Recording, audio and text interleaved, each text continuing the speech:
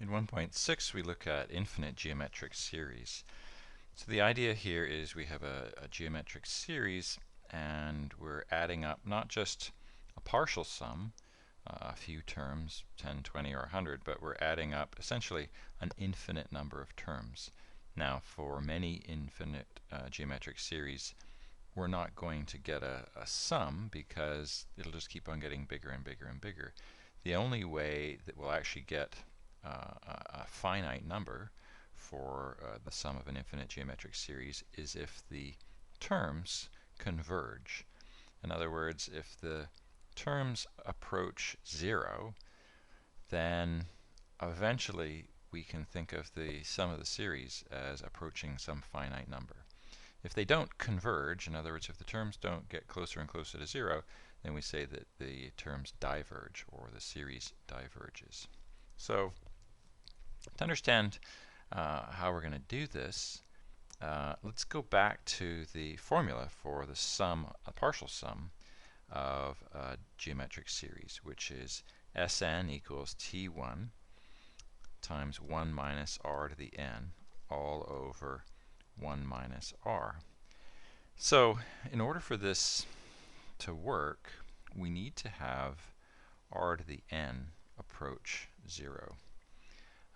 Which means that the common ratio must be somewhere in between -1 and +1. So for example, if we had a common ratio of a half, think about what happens as you apply larger and larger exponents to a half. A half to the power 1 is a half squared is a quarter, and then an eighth, and a 16th, 32nd, 64th. So essentially that term disappears as n gets higher and higher. Nothing else in this formula changes when n changes, right? T1 stays the same. On the bottom, 1 minus r stays the same. The only thing that changes as we increase the value of n is the term r to the power n. And if r is between -1 and +1, then r gets closer and closer to 0. And in fact, we can just say that for the sum of an infinite geometric series, r to the n becomes 0. And that's very convenient because that means that on the top you just simply have 1 minus 0 over 1 minus r, and we can simplify that to just simply t1 over 1 minus r. So it's actually a very, very simple, elegant formula for finding the sum of an infinite geometric series. If you think back to the example I gave you in the previous lesson, 1.5, where we were looking at the infinite geometric series 1 plus a half plus a quarter, etc., the common ratio here was a half. If we apply this formula above, we get the first term, t1, which is 1, over 1 minus r, 1 minus a half. And this is just simply 1 over a half. If you divide by a half, it's the same as multiplying by the reciprocal of a half, which is 2. So you get 1 times 2, which is 2, which is the area of the square in the diagram that we started with in the last lesson. Now, you may argue that you never actually get 2, right? You get very, very close to 2, and you can keep on adding more and more terms and get as close to 2 as you like, but you're never quite going to get to 2. And this distinction, this whole discussion is really one that you'll revisit in calculus. And you will learn about the theory of limits, and you will say, well, the limit of this sum is 2, and you'll understand through a little bit more formal definition what that means. For now, we can ignore that subtle distinction and just say that the infinite sum is 2. So let's take a look at a couple of other more concrete examples. For instance, let's say we want to find the infinite sum of 5 plus 5 over 3 plus 5 over 9, etc. So first thing is we need to find r.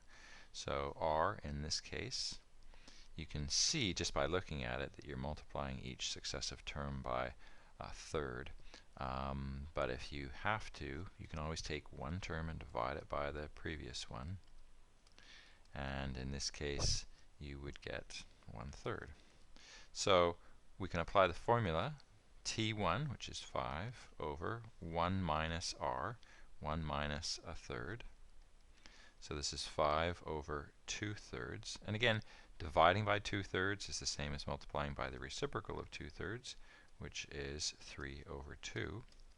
And this is just 15 over 2, or 7.5. So if you add up 5 plus 5/3 plus 5/9 plus 5/27, etc., you're going to get closer and closer to 7.5, 15 over 2. Let's try one that has a negative common ratio. So infinite sum to infinity of 6 minus 3, or you can think of it as 6 plus -3, plus 3 over 2 minus 3 over 4, etc. So the common ratio here is -3 over 6, which is -1/2. Now, we can just apply the formula the same way, but you have to be careful because the denominator, it's very easy to make a mistake on the denominator. The first term is 6, and then you have 1 minus -1/2. So the denominator is actually 1 plus 1/2, which is 3 over 2. Again, dividing by 3 over 2 is the same as multiplying by the reciprocal of 3 over 2, which is 2/3. So you have 6 times 2/3, which is 4. Now, I just want to explore this one in a little bit more detail, because you start, if you think about the partial sums, you start with 6, which is greater than the final answer we got to here, which is 4. The second partial sum, 6 minus 3, is 3. That's less than 4. The third partial sum is 6 minus 3 plus 3 over 2. 3 over 2 is 1.5. Alright, so 3 plus 1.5 is 4.5. That's more than the final sum, 4. So what happens here, if you look at all the partial sums, is that you kind of bounce around, alternating between greater than or less than your final sum, but getting closer and closer as you progress out and add more terms.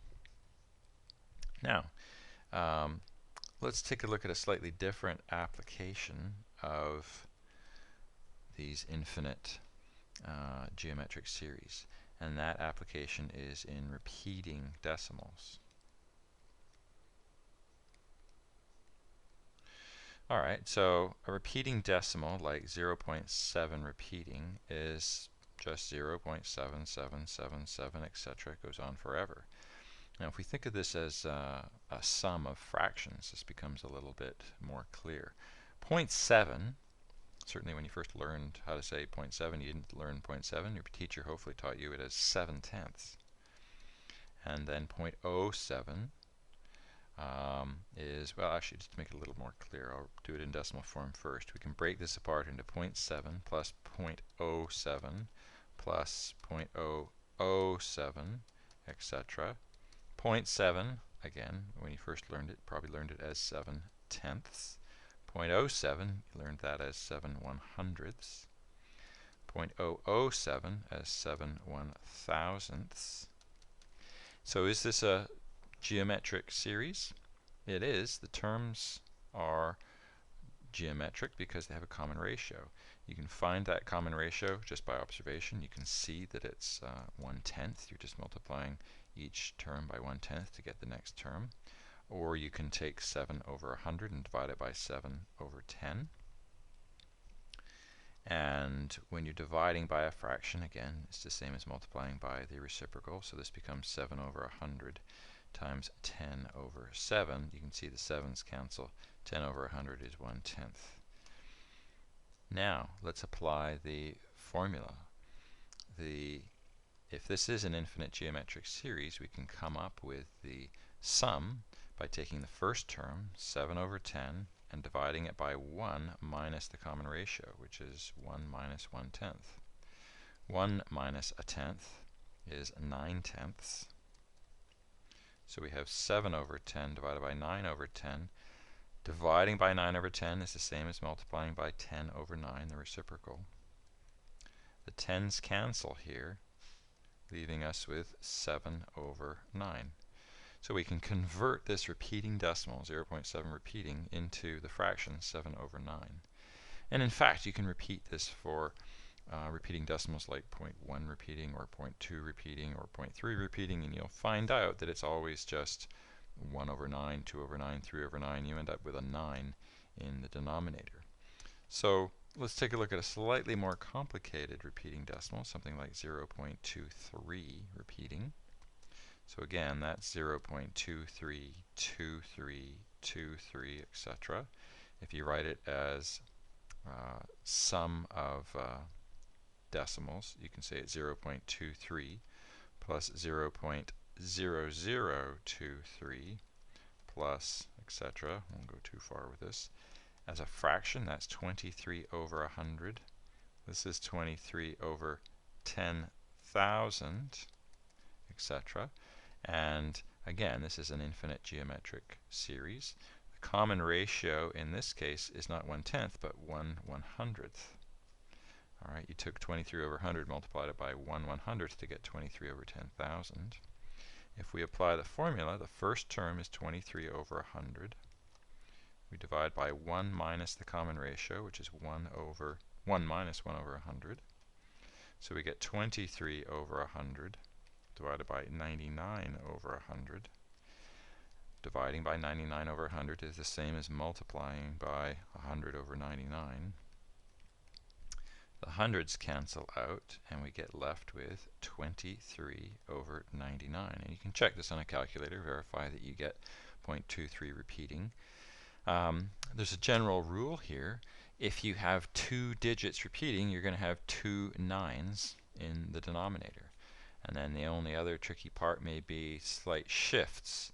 So for instance, if it were 0.023 and the 23 repeating, then you would simply be shifting it 1 decimal place over, which is easy. That just means you're multiplying it by 1/10. And so instead of 23 over 99, you'd have 23 over 99 times 1 over 10, which is 23 over 990, or 990. But the general rule of thumb is you'll have as many 9s as you have decimals that repeat.